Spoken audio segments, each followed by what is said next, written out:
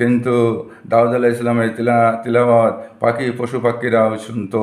সেই তিলাওয়াত শুনিয়া মানুষ 40টা বছর মুগ্ধ হয়ে যাবে, 40টা বছর শুনতেই থাকবে। তারপর আল্লাহ তাআলা বলবেন যে হে হে প্রধান অতিথি, তোমাকে আমি কোরআন দিয়েছিলাম, যে কোরআন না পাহাড় পর্বত কেউ গছিল, সেই কোরআন তোমাকে দিয়েছিলাম। সেই কোরআন থেকে তুমি তিলাওয়াত করো।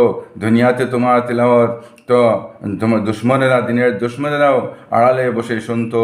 এত মধুর তিলাওয়াত তোমার ছিল। সেই তিলাওয়াত আবু জাহল শুনতো, উতবা শুনতো, আবু সুফিয়ান শুনতো। ওরা তো শুনতো, আর দুশ্মন ছিল এরপরে শুনতো। সেই তিলাওয়াত এত মধুর ছিল। আজ তুমি আমার জান্নাতীদেরকে শুনিয়ে দাও, কোরআন থেকে তিলাওয়াত করে শুনিয়ে দাও। তখন আল্লাহর নবী সাল্লাল্লাহু আলাইহি ওয়াসাল্লাম তিলাওয়াত শুরু করবেন, ইয়াসিন ওয়াল কুরআনিল হাকিম। আস্তে তিলাওয়াত করবেন।